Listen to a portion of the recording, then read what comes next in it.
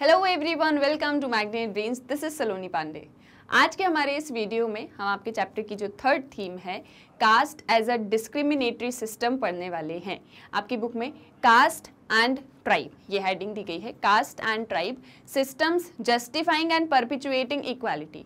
ये वो दो सिस्टम हैं, ये दो वो इंस्टीट्यूशन हैं जो इन इक्वालिटी को कहीं ना कहीं जस्टिफाई कर रहे हैं या कहीं ना कहीं उसे आगे बढ़ा रहे हैं। ठीक है, हमने हमारे प्रीवियस लेक्चर्स में सोशल इनइक्वालिटी पढ़ा, सोशल एक्सक्लूजन पढ़ा, जहाँ पर आपने देखा कि प्रेजुडाइसेस क्या होते हैं, स्टीरियोटाइप्स क्या होते हैं, प्लस डिस्क्रिमिनेशन क्या होता है। ठीक है, ये सारा कुछ हमने पढ़ा। अब हम देखते हैं कि कास्ट सिस्टम एक डिस्क्रिमिनेटरी सिस्टम कैसे है। ठीक है, ये हम इस वीडियो में डिस्कस करने वाले हैं। अब कास्ट से रिलेटेड बहुत सारे एस्पेक्ट्स आपने अपनी क्लास 11th में भी पढ़े, आपने अभी क्लास 12th में प्रीवियस लेक्चर्स में भी कास्ट से रिलेटेड बहुत सारी चीज़ें पढ़ी। पहले जो कास्ट से रिलेटेड हमने देखा था, पर्टिकुलरली इंडिया की हम बात करें, एंशियंट टाइम से ही कास्ट सिस्टम हमारे यहाँ पर स्टार्ट होता है, जिसका नाम होता है वर्ण सिस्टम। क्या नाम होता है? वर्ण सिस्टम। धीरे धीरे ये वर्ण सिस्टम जाति प्रथा की ओर बढ़ता है। पहले जहाँ 4 वर्ण हुआ करते थे, लेकिन वो कैसे होते थे? जो 4 वर्ण हुआ करते थे, जहाँ ब्राह्मण था, क्षत्रिय था, वैश्य था, शूद्र था, ये एक ऐसे इंस्टीट्यूशन थे जो व्यक्ति जो काम करता था उसकी वो कास्ट या उसका वो वर्ण हो जाता था। जैसे for example, if I am teaching, मैं एक टीचर हूँ, आपको नॉलेज प्रोवाइड कर रही हूँ, तो मैं ब्राह्मण कैटेगरी में आ जाऊँगी।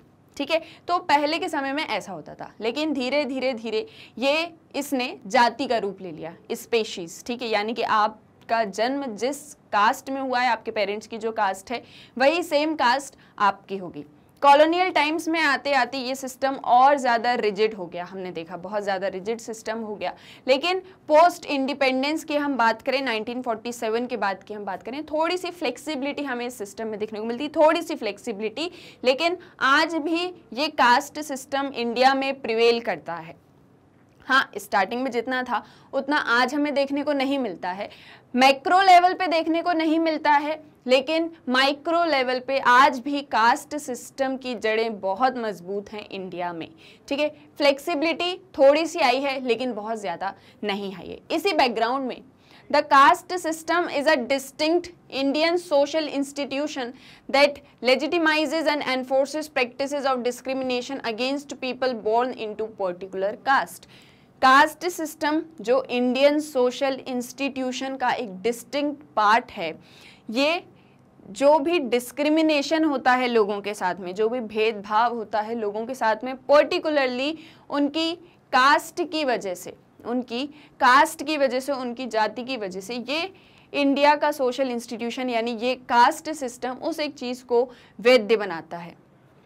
आपकी क्या कास्ट है, आपकी क्या जाति है, उसके बेसिस पर जब आपके साथ में भेदभाव होता है, डिस्क्रिमिनेशन होता है, इसे ही हम कास्ट डिस्क्रिमिनेटरी सिस्टम कहते हैं of Indian social institution.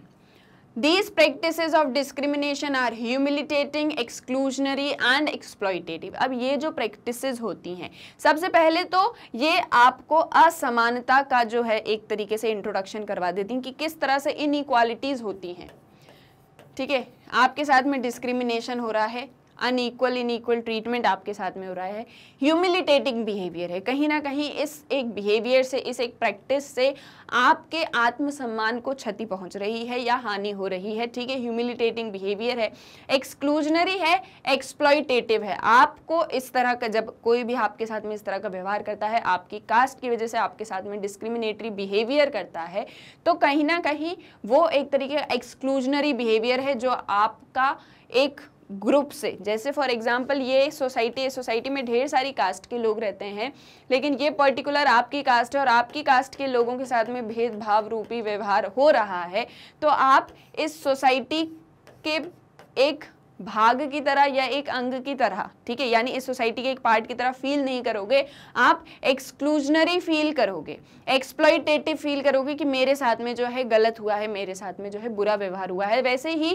Caste system based practices जो होती हैं वो ह्यूमिलिटेटिंग होती हैं, एक्सक्लूजनरी होती हैं, एक्सप्लॉयटेटिव होती हैं। Historically the caste system classified people bye there occupation and status. जो मैंने आपको चीज़ कही कि पहले के समय में जो लोगों की कास्ट होती थी, पहले के समय में जो कास्ट सिस्टम था वही आपको आपकी ऑक्यूपेशन और आपका सोसाइटी में क्या स्टेटस होगा ये एक चीज़ बताता था। जैसे जो मैंने आपसे कहा कि पहले वर्ण सिस्टम प्रिवेल करता था लेकिन बाद में जाति सिस्टम आ गया। इस एक सिस्टम में क्या चीज़ हुई कि ब्राह्मण का बेटा ब्राह्मण ही होगा, राजा का बेटा जो है यानी राजा यानी कौन है, क्षत्रिय है, तो वो भी उसका बेटा भी क्षत्रिय होगा इर्रिस्पेक्टिव ऑफ देयर वर्क। ये एक चीज़ होने लगी। तो यानी कि आपका सोशल स्टेटस डिफाइन होने लगा। जैसे फॉर एग्जांपल 4 वर्ण हैं, ब्राह्मण है, क्षत्रिय हैं, वैश्य हैं, शूद्र हैं, ठीक है। ये 4 वर्ण हैं, इन्हें टॉप पर रखा है हायरार्की में, टॉप पोजीशन है इनकी, इन्हें बॉटम पर रखा है। इसके बाद में एक और कास्ट भी आती थी जो होती थी अनटचेबल्स, ठीक है, जिन्हें टच नहीं किया जाता था। ये और लोअर स्ट्रेटा पे आते थे जिन्हें बाद में दलित के नाम से जाना जाने लगा, ठीक है। तो क्या चीज़ बता रहे हैं कि आपकी कास्ट, आपका सोशल, आपका स्टेटस क्या होगा, आपकी पोजीशन क्या होगी, ये चीज़ बताती है। प्लस आपकी क्या ऑक्यूपेशन होगी। जैसे फॉर एग्जांपल आप ब्राह्मण हो तो आप टीचिंग वर्क करोगे, आप लोगों को नॉलेज प्रोवाइड करोगे। आप वैश्य हो तो आप ट्रेड कर रहे होगे, ठीक है। अगर आप वैश्य हो तो आप ट्रेड करोगे, बिजनेस करोगे, इन एक्टिविटीज़ में पार्टिसिपेट आप करोगे। तो यानी कि आपकी ऑक्यूपेशन क्या होगी और आपका स्टेटस क्या होगा ये आपकी कास्ट डिटरमाइन करती है। Then every caste was associated with an occupation, which mean that persons born into particular caste were also born into the occupation associated with their caste. They had no choice. तो क्या एक चीज़ यहाँ पे कही जा रही है कि आप जिस भी कास्ट में हुए हो तो वो आपको आपकी जाति बता रही है। आपके जो पेरेंट्स होंगे, जैसे सपोज ये वैश्य हैं, ठीक है, इनकी वैश्य जाति के हैं ये लोग, तो इनके जो बच्चे होंगे, जैसे सपोज आप सी हो तो आपकी भी जाति, आपकी भी कास्ट वैश्य होगी। और ये वैश्य हैं, ये ट्रेडर्स हैं, बिजनेसमैन, बिजनेस क्लास है, तो आप भी उसी ऑक्यूपेशन के अंदर आओगे और चाहते या ना चाहते हुए आपको भी यही काम करना होगा। अब धीरे धीरे जैसे मैंने आपसे कहा कि कास्ट सिस्टम रिजिड होता गया, तो जितना ज़्यादा रिजिड होता गया, और मान लीजिए कि कोई जो है शूद्र है और उसका एक बेटा है और ये जो है टीचिंग वर्क में आ जाए, जहाँ इन्हें सर्विस पर्सन्स के रूप में देखा जाता था या सर्विस वाली ऑक्यूपेशन में देखा जाता था, जहाँ ये लोगों की सेवा करते थे, सेवक होते थे। वहीं अगर इसका बेटा जो है वो ब्राह्मण वाले काम करने लगे या क्षत्रिय वाले काम करने लगे तो लोग इसे एक्सेप्ट नहीं करेंगे, ठीक है, लोग उसे एक्सेप्ट नहीं करते। तो इसलिए उनके पास में कोई चॉइस ही नहीं है, वो जिस भी पर्टिकुलर कास्ट में बॉर्न हुए हैं उसी पर्टिकुलर ऑक्यूपेशन को उन्हें जो है अडॉप्ट करना पड़ेगा, ठीक है। More over and perhaps more importantly each cast also had a specific place in the hierarchy of social status. वही एक चीज़ जो अभी मैंने आपको बताई कि हर एक कास्ट की अपनी एक सोशल पोजीशन है, एक सोशल स्टेटस है इस कास्ट हायरार्की में, ठीक है। So that roughly speaking, not only occupational categories ranked by social status, but there could be further ranking within each broad occupational category. अब यहाँ पर वो क्या चीज़ करें कि हर एक कास्ट का अपना एक सोशल स्टेटस है, ठीक है। तो इसीलिए सिर्फ आपकी ऑक्यूपेशन कि आप क्या वर्क करते हो, सिर्फ यही आपको सोशल स्टेटस प्रोवाइड नहीं करेगी, ठीक है, लेकिन आप इस कास्ट हायरार्की में कहाँ पर प्लेस्ड हो ये भी आपको आपका सोशल स्टेटस जो है वो प्रोवाइड करने वाली है। There could be further ranking within each broad occupational category. अब ऑक्यूपेशन में भी कैटेगरीज होती हैं। जैसे देखो पहले क्या होता था, पहले सिर्फ 4 वर्ण थे, फिर बाद में जातियाँ आ गई, इवन सब कास्ट आई एंड सब कास्ट भी आई। तो क्या हुआ, ऑक्यूपेशन भी बहुत सारी हो गई, ठीक है, बहुत सारे वर्क्स हो गए, कोई लेदर वर्कर हो गया, कोई ब्लैक स्मिथ हो गया, कोई जो है मैनुअल स्केवेंजर हो गया, ऐसे करके ढेर सारी ऑक्यूपेशंस भी आने लगे। बिजनेस में भी ढेर सारे वेरिएशंस आ गए, वॉरियर्स में भी ढेर सारे वेरिएशंस आ गए, पुलिस हो गई, मिलिट्री हो गई। जैसे मैं ये आपको एक एग्जाम्पल दे रही हूँ, ठीक है। तो वैसे ही ढेर सारी ऑक्यूपेशनल कैटेगरी की वजह से भी, एंड देन आप इस कास्ट हायरार्की में कहाँ बिलोंग करते हो, आपका क्या सोशल स्टेटस है, ये भी आपकी पोजीशन डिटरमाइन करती है इन अ कास्ट सिस्टम, ठीक है, सोसाइटी में in a caste system. In strict scriptural terms social and economic status were supposed to be sharply separated. अब अगर हम स्क्रिप्चर्स की बात करें, ठीक है, हम स्क्रिप्चर्स के अनुसार कास्ट सिस्टम को देखें तो स्क्रिप्चर्स में साफ साफ ये कहा जाता है कि एक व्यक्ति के सोशल और इकोनॉमिक स्टेटस को बिल्कुल अलग रखना चाहिए, ठीक है। अब उसकी समाज में क्या पोजीशन है, उसकी आर्थिक स्थिति कैसी है, ये दोनों बिल्कुल सेपरेट होने चाहिए, ये दोनों बिल्कुल अलग होने चाहिए। अब कैसे? फॉर एग्जांपल हम कास्ट की बात कर रहे हैं, हम बात करते हैं कि एक पर्सन जो है वो ब्राह्मण कैटेगरी का है, मान लेते हैं, ठीक है। अब पहले के समय में क्या होता था, ब्राह्मण बहुत रिस्पेक्टेबल होते थे, उन्हें बहुत मतलब पूजनीय माना जाता था, ठीक है। तो एक तरफ उसकी सोशल पोजीशन क्या है कि वो एक ब्राह्मण है और इस हिसाब से उसे टॉप रैंक में होना चाहिए, लेकिन उसकी आर्थिक स्थिति अच्छी नहीं है, वो पुअर है, बहुत गरीब है, ठीक है। तो क्योंकि वो एक गरीब है इसलिए आप उसको ना पूजें, ये भी गलत होगा। एंड इसी की जगह अगर हम उल्टा कर लें कि कोई जो है दलित है और वो बहुत ही मतलब लोअर स्ट्रेटा में आता है लेकिन वो बहुत रिच है, तो अगर वो रिच है भी तो भी आप उसको नहीं अच्छे से ट्रीट करना है। इस तरह की एक धारणा, इस तरह के जो है कुछ प्रिजुडाइसेस कहें बनाए जाते थे स्क्रिप्चरल टर्म्स में।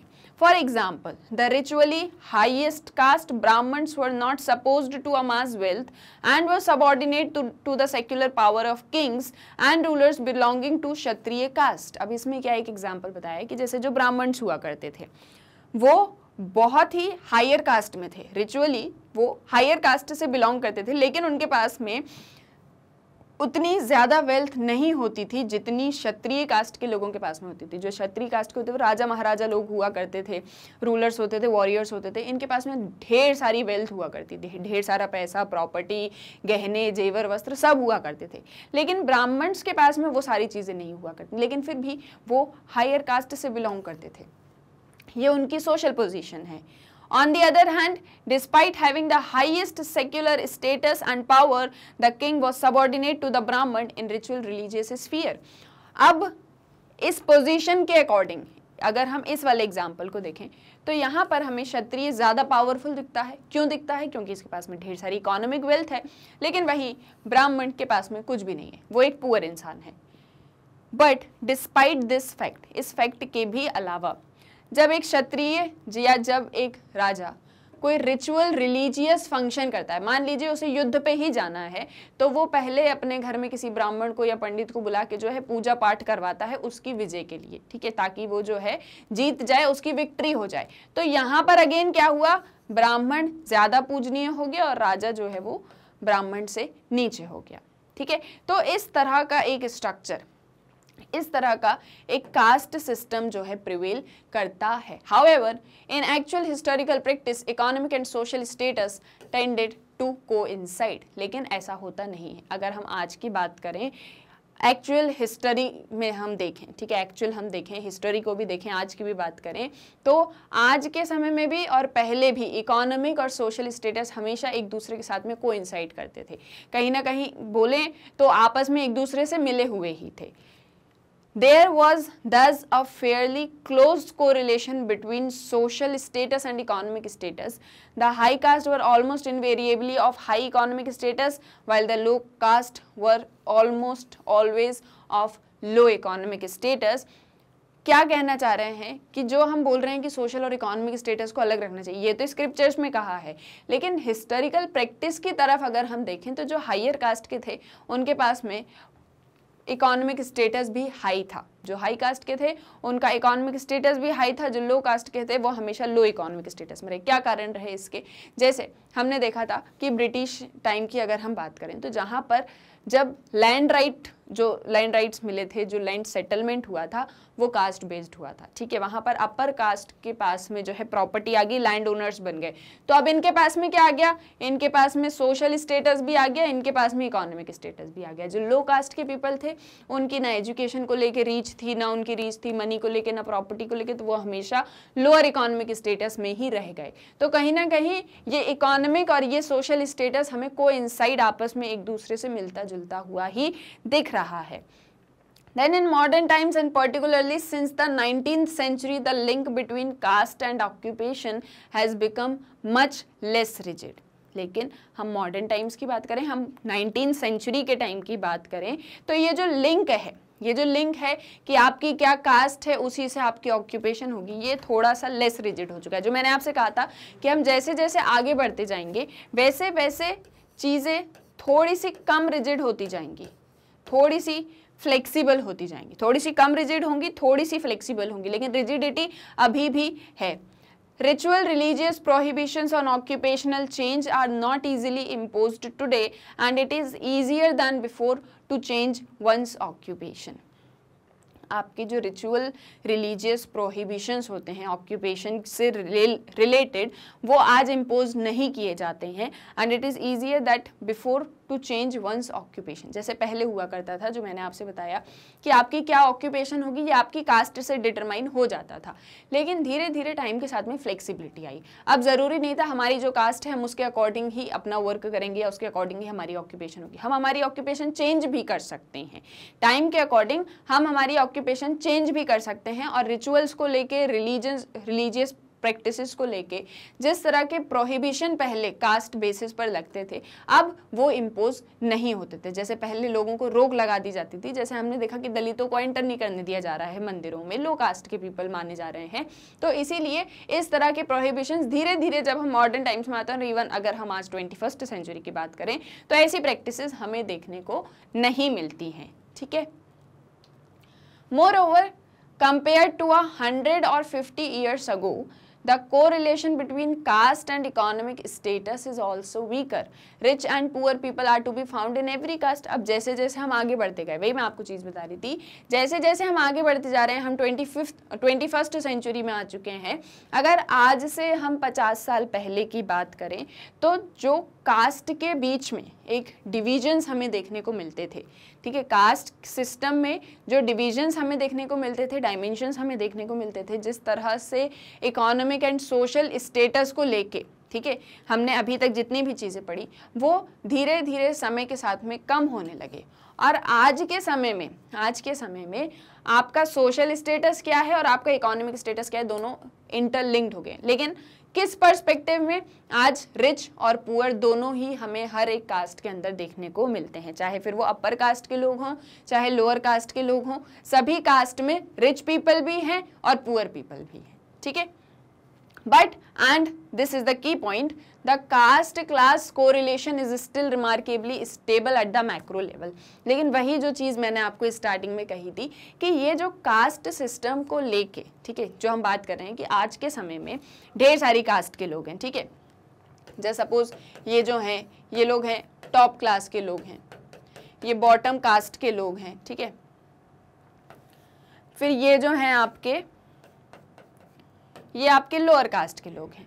अब इनमें हो सकता है ये लोग बहुत रिच हों और ये लोग बहुत पुअर हों अपर कास्ट में, ठीक है, मिडिल कास्ट में हो सकता है ये तीनों ही बहुत ज़्यादा पुअर हों, लोअर कास्ट में हो सकता है ये दो बहुत रिच हों और ये बहुत पुअर हो।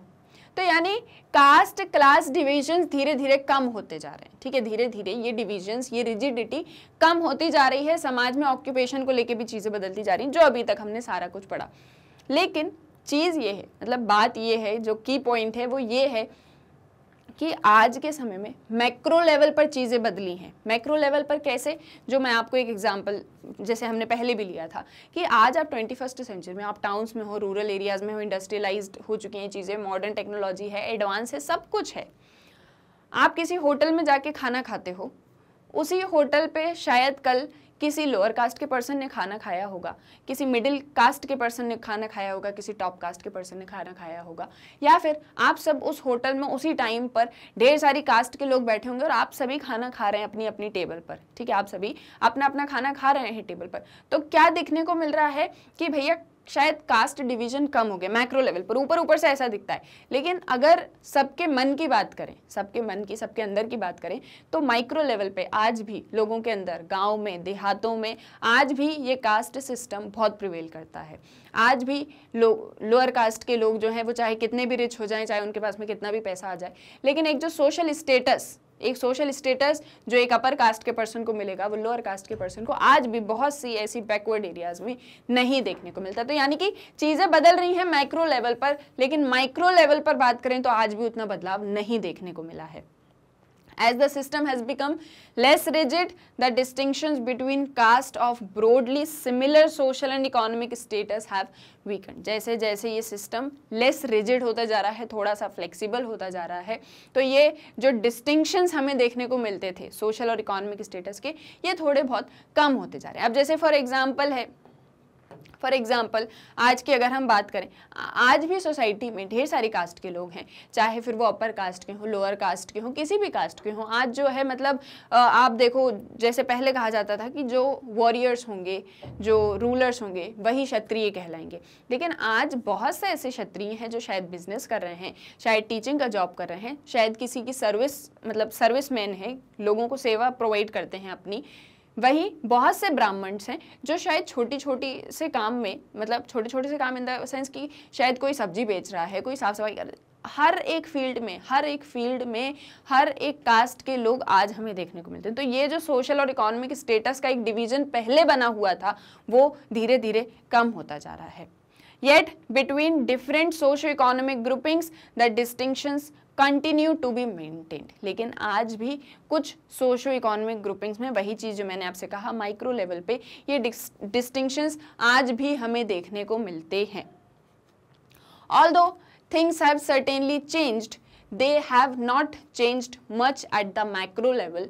It is still true that the privileged sections of society tend to be overwhelmingly upper caste, while the disadvantaged sections are dominated by the so-called lower caste. Moreover, the proportion of population that lives in poverty or affluence differs greatly across caste group. वही सारी चीज़ें जो अभी मैंने कहा था आपसे कि मैक्रो लेवल पे थोड़ा सा शायद लगता है कि फ्लेक्सिबिलिटी है, लेकिन माइक्रो लेवल पे आज भी उतनी फ्लेक्सिबिलिटी नहीं है. मैक्रो लेवल पे देखने में लगता है कि आज हर एक कास्ट में गरीब भी हैं, अमीर लोग भी हैं, तो शायद डिस्टिंक्शंस नहीं होंगे, लेकिन ये डिस्टिंक्शंस आज भी हैं. मतलब अगर हम ऐसा सोच रहे हैं कि आज हम 21st सेंचुरी में आ चुके हैं और पहले के समय में कास्ट डिस्टिंक्शंस जो थे उन्हें हम बहुत पीछे छोड़ाए हैं, तो हम बहुत पीछे उन्हें नहीं छोड़ के आए. क्यों? क्योंकि उनकी कहते हैं ना कि उनकी जड़ें इतनी ज़्यादा मजबूत थी कि आप उनसे आपका पीछा ना आज छूटा है और शायद कितने सालों तक नहीं छूटेगा, हमें ये भी नहीं पता. तो क्या एक चीज़ करने की ज़रूरत है, जैसा मैंने आपको प्रीवियस लेक्चर में भी बताया था, अवेयरनेस की ज़रूरत है. किस चीज़ की ज़रूरत है? अवेयरनेस की. अच्छा, अब आपकी बुक में 2 टेबल दी गई हैं. एक टेबल है जो रिप्रेजेंट कर रही है percentage of population living below the poverty line. Data है 2011-12 का. एक आपकी टेबल है percentage of population that is affluent 1999-2000 का डेटा है यहाँ पर हमारे पास में. इन दोनों टेबल्स को हम रीड करेंगे, यहाँ पर समझेंगे, जिससे आपको किस तरह का डिस्क्रिमिनेटरी सिस्टम हमारे यहाँ एग्जिस्ट कर रहा है on the basis of caste, ये एक चीज़ समझ में आएगी. ये वाली जो टेबल है आपकी, जो टेबल 1 है, that is showing people below the poverty line, यानी कि बीपीएल. आपने कभी सुना होगा बीपीएल कार्ड होल्डर्स या बिलो द पॉवर्टी लाइन या गरीबी रेखा. ठीक है, क्या होता है इसका मतलब, क्या होता है बीपीएल या बिलो द पॉवर्टी लाइन? देखिए क्या होता है, जो गवर्नमेंट होती है, जैसे हम पर्टिकुलरली इंडिया के केस में बात करें, गवर्नमेंट समय समय पर एक थ्रेशहोल्ड सेट करती है, या फिर मैं कहूँ एक इनकम लिमिट सेट कर देती है. क्या सेट कर रही है? इनकम लिमिट सेट कर रही है. ये इनकम लिमिट या इस लिमिट के अंदर या इस लिमिट तक जितने भी पीपल आते हैं, जितनी भी पॉपुलेशन इसके अंदर होती है या इस लिमिट तक होती है, वो सभी गरीबी रेखा के अंदर आते हैं. ठीक है, वो सभी लोग गरीबी रेखा के अंदर आते हैं. अब यहाँ पर जब हम इसे रीड करेंगे तो आपको समझ में आएगा कि क्या लिमिट, कैसे थ्रेशहोल्ड सेट किया जाता है. इस टेबल में यहाँ पर आपको कास्ट एंड कम्युनिटी ग्रुप्स दिए गए हैं, जहाँ पर आपके शेड्यूल्ड ट्राइब्स हैं यानी एसटी हैं, शेड्यूल्ड कास्ट हैं यानी एससी हैं, ओबीसी हैं, अदर बैकवर्ड क्लासेस. ये यूसी का मतलब है अपर कास्ट. ठीक है, तो जो अपर कास्ट के मुस्लिम हैं, अपर कास्ट के हिंदू हैं, अपर कास्ट के क्रिश्चियन, अपर कास्ट के Sikh and then all groups. ठीक है, यहाँ पर रूरल इंडिया को रिप्रेजेंट किया है, यहाँ पे अर्बन इंडिया को रिप्रेजेंट किया है. अब देखिए रूरल इंडिया में बीपीएल थ्रेशहोल्ड क्या है या क्या लिमिट है, वहाँ पर स्पेंडिंग ₹327 और लेस पर पर्सन पर मंथ. ठीक है, यानी कि 327 रुपये लिमिट तय की गई है. कब का टाइम है ये? 2011-12 का हम डेटा रीड कर रहे हैं. उस एक समय तक 327 रुपीज़ एक पर्सन एक पूरे महीने में, ठीक है, एक पूरे मंथ में एक पर्सन 327 रुपीज जो है स्पेंड करता है, या उसे इतनी ही इनकम उसकी जनरेट हो पाती है, ठीक है, यानी वो 327 rupees in a month spend करता है, या इतनी ही उसकी इनकम है, ठीक है। ये कहाँ पे? रूरल इंडिया में। देन अर्बन इंडिया में स्पेंडिंग रुपीज 454 और लेस पर पर्सन पर मंथ। एक अर्बन इंडिया में रहने वाला इंसान, यानी अर्बन एरियाज में रहने वाला इंसान जो कि किसी सिटी में रहता हो, टाउन्स में रहता है, जैसे फॉर एग्जांपल मुंबई में रहता है, वो एक महीने में एक सिंगल पर्सन 454 रुपीज़ जो है अर्न करता है, या इतने ही जो रुपीज़ हैं उन्हें वो स्पेंड कर सकता है, यही उसकी इनकम है। तो जितने भी लोग इस एक लिमिट के अंदर आते होंगे, जैसे फॉर एग्जांपल मैं हूँ, अगर मैं सिर्फ एक पूरे महीने में 450 रुपीज़ ही अर्न कर रही हूँ, ठीक है, पर पर्सन पर मंथ, तो मैं बीपीएल कार्ड होल्डर हो जाऊँ, या फिर मतलब मैं बीपीएल लाइन में आ जाऊंगी, मैं गरीबी रेखा में आ जाऊंगी। ये क्यों सेट किया जाता है? इससे गवर्नमेंट आइडेंटिफाई करती है उन पीपल को जिन्हें गवर्नमेंट की सर्विसेज की या गवर्नमेंट की ज़रूरत है, ताकि गवर्नमेंट उन्हें हेल्प कर सके इकोनॉमिकली, ठीक है। ये होता है आपका बीपीएल, ठीक है। ये बहुत बेसिक लेवल था, यानी अभी आपके लिए इतना जानना ज़रूरी था। तो जो भी लोग गरीबी रेखा के अंदर आते हैं उन्हें हम यहाँ पर स्टडी करते हैं on the basis of caste and community groups, okay. अब जैसे शेड्यूल्ड ट्राइब्स हैं, तो कितनी शेड्यूल्ड ट्राइब्स, जितना भी percentage of scheduled tribes India में है, जैसे सपोज फॉर एग्जांपल इंडिया की 1000 पॉपुलेशन है, इस 1000 में से 100 पीपल शेड्यूल्ड ट्राइब्स के हैं, इस 1000 में से 100 पीपल शेड्यूल्ड ट्राइब्स के हैं। इन 100 में से 45.3% पीपल रूरल इंडिया में बीपीएल लाइन के अंदर आते हैं, या गरीबी रेखा के अंदर आते हैं, और अर्बन इंडिया में 24.1% पीपल, इस 100 में से भी 45.3% पीपल, देखो जस्ट सपोज हम मान लेते हैं इस 100 में से 50 पीपल जो है अर्बन एरियाज में रहते हैं, 50 पीपल जो हैं वो रूरल एरियाज में रह रहे हैं। अब इन 50 और इस 50 में से, ये जो 50 रह रहे हैं अर्बन एरियाज में, इस 50 में से 24.1% पीपल जो हैं वो गरीबी रेखा के अंदर आते हैं, और इस 50 में से 45.3% पीपल गरीबी रेखा के अंदर आते हैं। इन कौन सी ग्रुप में? शेड्यूल ट्राइब्स वाले ग्रुप में। देन हम बात करें शेड्यूल कास्ट की, ऐसा ही सेम डेटा है ना, ऐसा ही सेम डेटा बाकी अदर कास्ट का भी है। शेड्यूल कास्ट में 31.5% एंड यहाँ पे 21.7%, ओबीसीज में 22.7%, 15.4%, अपर कास्ट मुस्लिम में 26.9% रूरल इंडिया में गरीबी रेखा के अंदर हैं, एंड 22.1% अर्बन इंडिया में। हिंदू, क्रिश्चियन, सिख सभी के डेटाज यहाँ पर दिए गए हैं, और अगर हम इन सभी ग्रुप्स का एक टोटल देखें तो ये है 25.4% पीपल रूरल इंडिया में गरीबी रेखा के अंदर आते हैं, एंड 13.7% पीपल अर्बन इंडिया में गरीबी रेखा के अंदर आते हैं on the basis of caste and community groups, ठीक है। तो यहाँ से क्या एक चीज शो कर रही है हमें कि ज्यादातर रूरल इंडिया में जो कास्ट कम्युनिटी बेस्ड ग्रुप्स हैं उनमें ज्यादा गरीबी हमें यहाँ पर देखने को मिल रही है। वहीं जो आपकी सेकेंड टेबल है that is showing percentage of population that is affluent, यानी वो पॉपुलेशन जो समृद्ध है, अमीर है कह सकते हैं। ये डेटा है 1999 एंड 2000 का। अच्छा एक चीज, ये जो हम थ्रेशहोल्ड की बात कर रहे हैं ये चेंज होता रहता है। जैसे अगर हम 2020 की बात करें तो उसके अकॉर्डिंग ये 854 एंड 990 से लेके 1000 के बीच में हो चुका है, यानी रूरल इंडिया में 854 समथिंग है एंड अर्बन एरिया में 1000 समथिंग हो चुका है, अप्रॉक्सीमेटली डेटा मैं आपको बता रही हूँ। तो ये थ्रेशहोल्ड क्या करती है, गवर्नमेंट चेंज करती रहती है टाइम टू टाइम, ठीक है, ताकि हमें पता चलता रहे कि कौन गरीबी रेखा के अंदर आ रहे हैं जिन्हें सरकार से आर्थिक मदद की जरूरत है। यहाँ अब हम बात कर लेते हैं एफ्लुएंट की। यहाँ वापस से आपकी कास्ट एंड कम्युनिटीज हैं, scheduled tribes, scheduled caste, OBC, Muslim, Hindu, Christian, Sikh, others, all groups. Rural India, यहाँ पे अर्बन इंडिया। रूरल इंडिया में स्पेंड कर रहे हैं 1000 और मोर पर पर्सन पर मंथ, ठीक है। यहाँ पर क्या स्पेंड कर रहे हैं, 1000 रुपीज स्पेंड कर रहे हैं, या इतनी इनकम है पर पर्सन की पर मंथ में।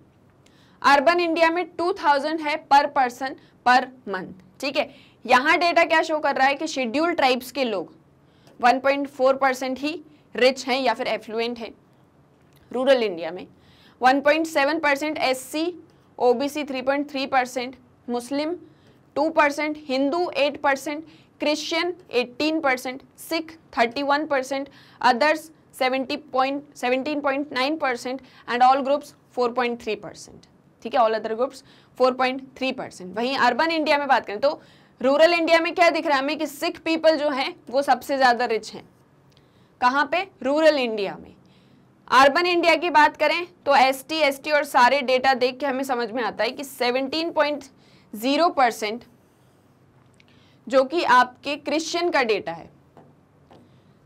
ठीक है, 17.4% आपके क्रिश्चियन का डेटा है जो कि अर्बन इंडिया में सबसे ज़्यादा रिच है। और ये कब का डेटा है? ये डेटा है 1999-2000 का। ठीक है, तो यहाँ पे चीज़ें हमें दिखा रही हैं कि कास्ट एंड कम्युनिटी के बेसिस पर कौन सबसे ज़्यादा रिच है या कौन सबसे ज़्यादा पुअर है। तो जो हम बात कर रहे थे कि आज अगर आप मैक्रो लेवल पे चीज़ों को देखोगे तो हर एक कास्ट में, हर एक कास्ट में, हर एक क्लास में, हर एक कास्ट में, हर एक कम्युनिटी में बहुत से ऐसे लोग हैं जो रिच भी हैं एंड पुअर भी हैं। तो इन सभी चीज़ों को अगर हम कंक्लूड करें जो अभी तक हमने देखा, so in short, even though there have been major changes brought about by social movements over more than a century and despite change modes of production as well as concerted attempts by the state to suppress its public role in independent India, caste continues to affect the life chances of Indians in the 21st century। यानी कि आप सारी चीज़ों को analyse करेंगे तो देखेंगे कि पास्ट डिकेड्स में इतनी सारी सोशल मूवमेंट्स हुई अवेयरनेस लाने के लिए, चेंज लाने के लिए, जिसकी वजह से मेजर चेंजेस हमें देखने को मिलते हैं कास्ट सिस्टम में। फ्लेक्सिबिलिटी हमें देखने को मिलती है, रिच पुअर हर एक कास्ट में, हर एक क्लास में हमें देखने को मिलते हैं। मोड्स ऑफ प्रोडक्शन चेंज हो चुके हैं, ऑक्यूपेशन भी आप अपनी चेंज कर सकते हो कास्ट सिस्टम में रहकर, लेकिन still in 21st century caste system आज भी इंडियंस की लाइफ को अफेक्ट करता है। ठीक है, तो यानी अल्टीमेटली कास्ट सिस्टम आज भी एग्जिस्ट कर रहा है और आज भी डिस्क्रिमिनेशन जो है वो सोसाइटी में हम सभी फेस कर रहे होते हैं on the basis of caste. ठीक है, on the basis of caste. So I hope caste system as a discriminatory system आपको समझ में आया होगा। इसके जितने भी एस्पेक्ट्स हमने देखे आज वो सभी आपको समझ में आ गए होंगे। स्टिल आपको कोई भी डाउट होता है तो आप बिल्कुल कमेंट सेक्शन में पूछ सकते हैं। अब एक और चीज़ कि आप मैग्नेटबीन्स की वेबसाइट को कैसे एक्सेस कर सकते हैं, तो आपको क्या करना है, गूगल पे जाना है, एंटर करना है magnetbeans.com। जैसे ही ये एंटर करेंगे आपके सामने मैग्नेटबीन्स एजुकेशन प्लेटफॉर्म ओपन हो जाएगा। स्क्रॉल करेंगे, देखेंगे किंडरगार्टन से लेकर 12th क्लास तक के सारी क्लासेस की वीडियोज़ यहाँ पर अवेलेबल हैं। अब आपको क्या करना है, आपको जो भी क्लास स्टडी करनी है, जैसे सपोज आपको क्लास 12th स्टडी करनी है, आप क्लास 12th पर एक क्लिक करेंगे। जैसे ही क्लिक करेंगे क्लास 12th से रिलेटेड सभी सब्जेक्ट की वीडियोज़ यहाँ आ जाएंगे। स्क्रॉल करेंगे और भी वीडियोस देखने को मिलेंगे और सभी के नीचे वॉच नाउ का बटन है। अब आपको जो भी सब्जेक्ट स्टडी करना है वॉच नाउ पे क्लिक किया, यहाँ चैप्टर वाइज वीडियोस आ जाएंगे, चैप्टर पे क्लिक करेंगे, चैप्टर से रिलेटेड टॉपिक्स आ जाएंगे, सभी के आगे वॉच नाउ का बटन है। अब जो भी सब्जेक्ट, जो भी टॉपिक आपको स्टडी करना है वॉच नाउ पे क्लिक किया और ये आपका वीडियो ओपन। अब यहाँ से आपको नेक्स्ट वीडियो देखना है, नेक्स्ट वीडियो पर क्लिक करिए। ये नहीं देखना है कोई और सब्जेक्ट, कोई और टॉपिक पढ़ना है, यहाँ से कैंसिल कर दीजिए। सो बहुत ही इजीली आप मैग्नेटबीन्स की वेबसाइट को एक्सेस कर सकते हैं। ये आपको किंडरगार्टन से लेकर 12th क्लास तक के सारे क्लासेस की वीडियोस प्रोवाइड करता है बिल्कुल फ्री ऑफ कॉस्ट, यानी कि 100% फ्री ऑनलाइन एजुकेशन। इसे आप अपने फ्रेंड्स एंड रिलेटिव्स को भी रेफर कर सकते हैं। मिलते हैं अपने नेक्स्ट वीडियो में, तब तक के लिए स्टे सेफ। Thank you.